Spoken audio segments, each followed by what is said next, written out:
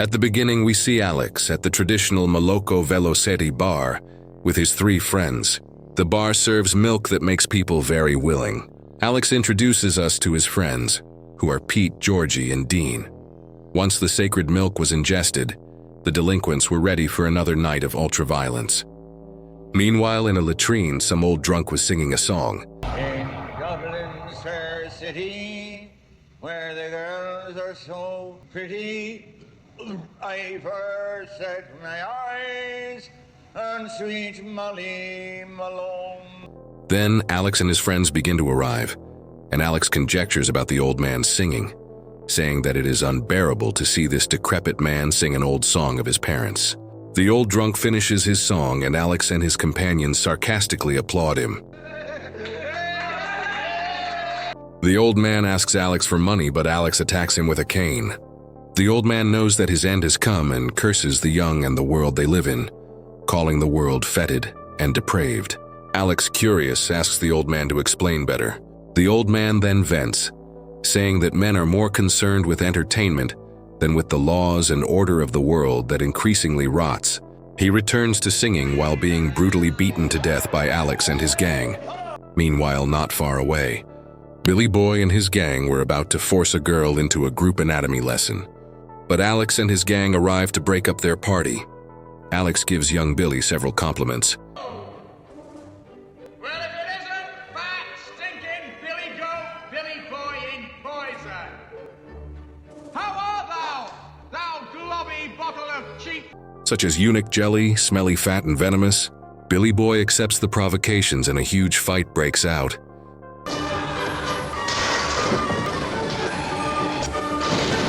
Billy's boys get the worst of it, but while they are being brutally massaged, Alex hears the police and retreats with his gang. They steal a Durango model car 95 and go out into the night driving in the wrong direction.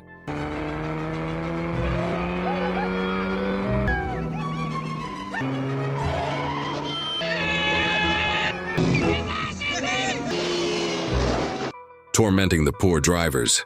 Alex, however, quickly tires of the game and decides to head west, where they intend to pay a surprise visit to an unsuspecting and defenseless resident, giving him a taste of ultraviolence. They arrive at a very isolated mansion and sneak inside the house. The doorbell rings, and an old man writes on a machine asks his wife to answer the doorbell.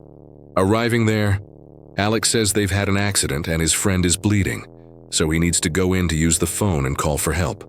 The woman is wary and refuses, but her husband, a foolish humanist, asks her to let them in. They enter, wearing masks and shouting, and assault the old man with a kick in the mouth. While Alex sings the classic Singing in the Rain,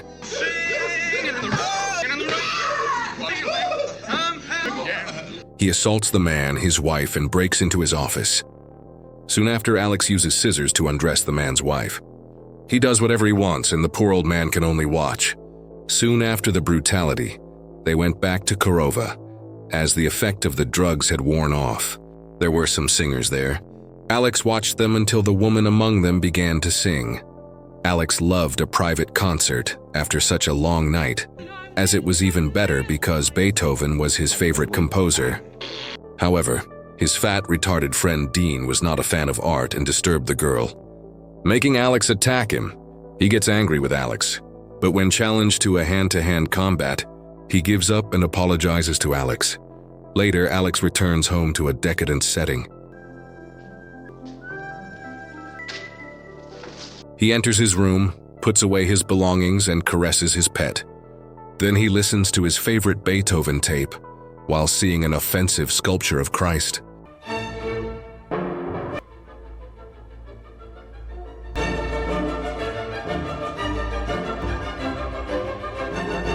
While enjoying the music, scenes of violence come to his mind. The next day, his mother, an old woman, woke up and knocks on his bedroom door, asking Alex to go to school because he has already been absent all week. But Alex says he feels a strong pain in his Gulliver, and that is why he wants to stay home. She gives up and returns to the kitchen where she discusses her son's situation with her husband. They believe that Alex works at night. Little do they know that their son is a disgusting thug. Later, Alex wakes up and sees someone strange in the room.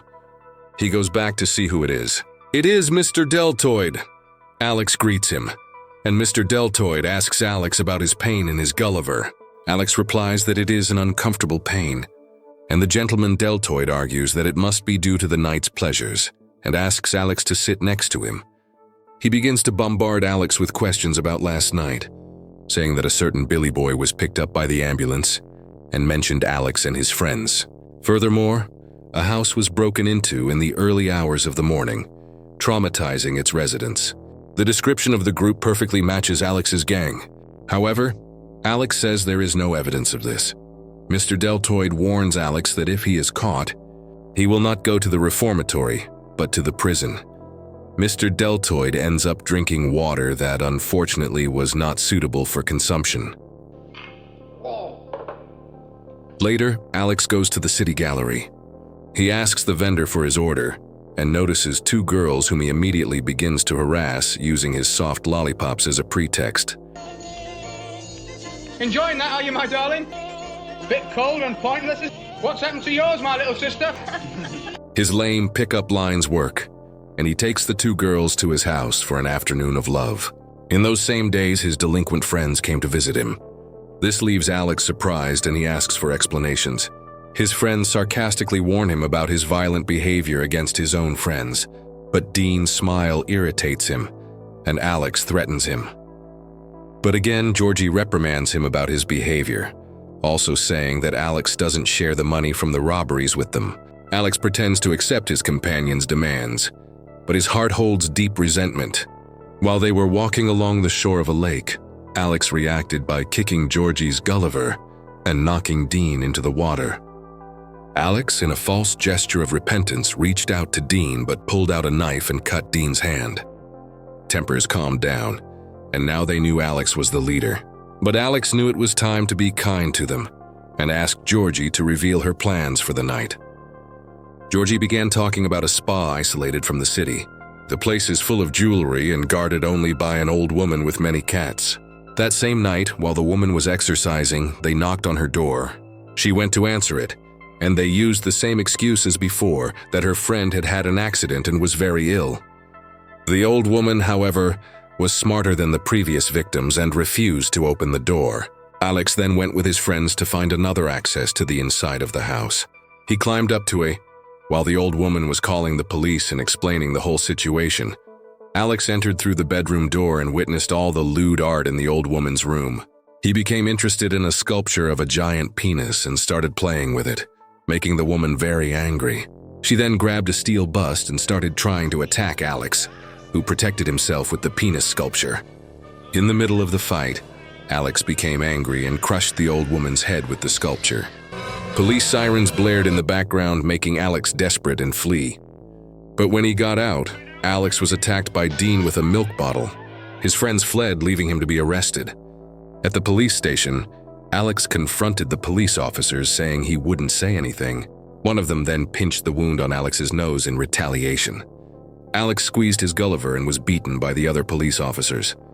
Mr. Deltoid then arrived. Alex tried to free himself from the guilt by asking Mr. Deltoid for help and accusing his friends of traitors, but Deltoid replied that it was the end. From the line to him, "Because the victim died in the hospital, Alex is now a murderer." Mr. Deltoid then spits in Alex's face, showing contempt and disappointment. After the trial, Alex was taken to prison, a decision that Alex considered totally unfair. He arrived at the prison, a strict and militarized place.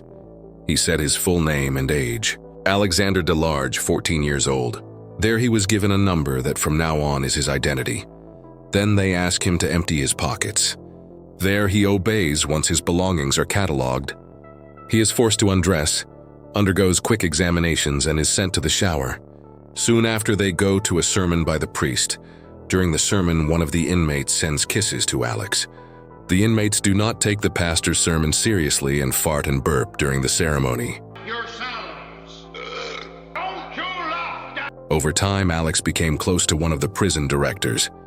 They liked Alex for being an educated young man and a lover of books. Alex read the entire Bible and imagined himself whipping Christ, but he was not interested in the sermons, but only in the violence and the benefits of being a king of antiquity. While imagining, he was interrupted by the priest, Alex claimed to be a reformed man and asked for a minute to have a word with the priest.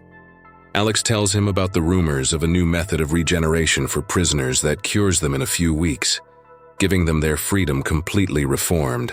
The priest says that this is the Ludovico method, and that it is all a test without proven effectiveness. But Alex says he just wants to be a good boy and have his freedom back. Obviously, the young psychopath does not believe in the treatment. He just wants his freedom back to return to committing crimes. A week later, a politician visits the prison. The prisoners are in the courtyard, and the man enters Alex's cell in a setting that mixes classical music, women, and religion. The prisoners are placed in order to receive the governor. One of the officers comments on the overcrowding of the prison, and the governor talks about the new method that transforms men. Alex then speaks out, and the governor finds him perfect for the program. Later, Alex is called to the director's office, who says he does not agree with the Ludovico program because it is a simple, liberal hallucination. But he obeys orders, and since Alex applied, he is allowed to participate in the program. Alex signs the papers, and as progress is made, he can be released in 15 days. The next day, Alex is taken to the Ludovico Medical Center. After the bureaucracy, he is accompanied by a guard and taken to the laboratory. There, he is served breakfast. The nurse distracts him while the assistant prepares the medicinal serum. Alex asks what the treatment consists of, and while administering the injection, the nurse replies that it is just some videos. In the next scene, Alex is tied to a movie theater chair, and they put staples in his eyes while he watches violent films without being able to blink or turn his head. Everything seemed fine at first, but as the hours go by, Alex feels sickened by the scenes he sees. Soon after, a new scene of a woman being forced by several men, and Alex feels increasingly worse.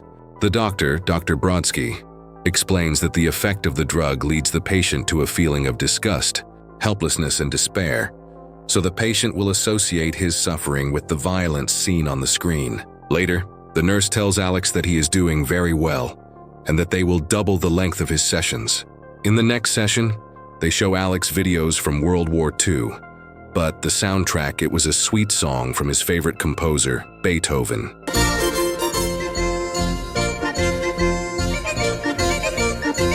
Alex then begins to scream, saying that Beethoven never hurt anyone.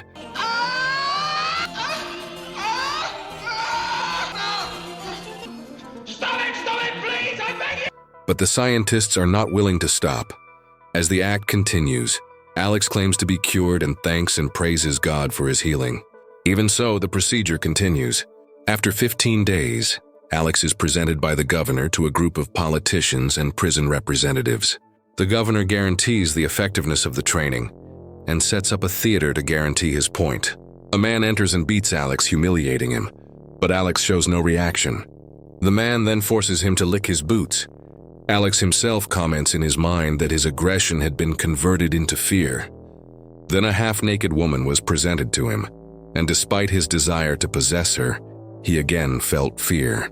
The audience concluded that the disease of violence had been cured. They applauded fervently.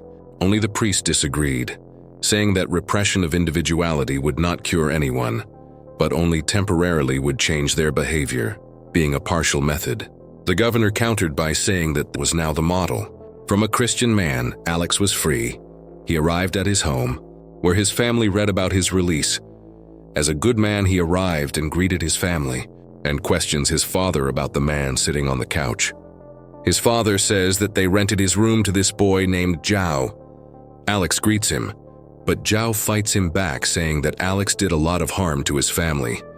Alex tries to punch him but feels bad and disgusted. After recovering, he asks about his belongings, and his father replies that they were confiscated by the police. His pet Beetle also died. Alex then asks his father how he will live there.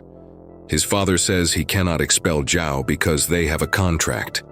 Alex curses his suffering, but Zhao tells him that Alex caused suffering to others, and that is why he is suffering. Alex then decides to leave while his parents cry. He goes out into the streets, and while watching the river, he is approached by a beggar who asks him for money. The old man recognizes him because he is the same drunk from the beginning of the story. He chases Alex and calls his friends, saying that he was the one who beat him a while ago. They gang up on Alex and steal his belongings and also beat him. But because they are very old, they do not cause any harm, until 2 guards arrive and scatter the crowd. But the guards were his 2 old friends, Dean and Georgie. They take Alex to a remote place and drown him in dirty water while beating him.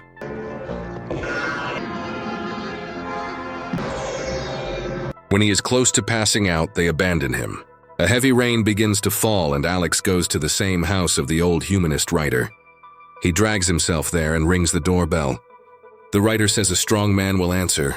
He opens the door and Alex falls into his arms. He takes him to the old writer. Alex immediately remembers him. But the man does not recognize him because on the day of the incident, they wore masks. Alex claims to be a victim of police brutality. The man soon realized that Alex was a victim of the Ludovico program, and since he was a political activist, he sheltered Alex and prepared a bath for him. While in the bath, Alex began to hum, singing in the rain. But the old man was on the phone with another activist, saying that Earl was living proof of the government's violence against young people. He hung up the phone and finally heard Alex's song. All the trauma flashed through his mind again. At the stormy clouds chase on with the rain. Minutes later, Alex was having lunch, and when the wheelchair-bound writer arrived along with the other strong man, he didn't seem happy. He served Alex some wine, but a hostile atmosphere formed. Alex drank the wine somewhat uneasily. The man then began to say that his wife was abused by juvenile delinquents and couldn't handle the pressure. The man added that some friends were arriving and that they could help Alex because he was a victim of this totalitarian regime. The old man reluctantly said, but the political cause seemed more important to him. The guests arrived and began to question Alex about the treatment he had received. Alex reports in detail about the treatment and its entire method, and mentions that Beethoven's music was used against him, so that every time he listens to Beethoven after the treatment, he feels distressed. Suddenly, Alex faints, and we discover that it was all a show for the sleeping pill to take effect. Alex wakes up hours later in a locked room, and Beethoven's Ninth Symphony plays very loudly, making him desperate.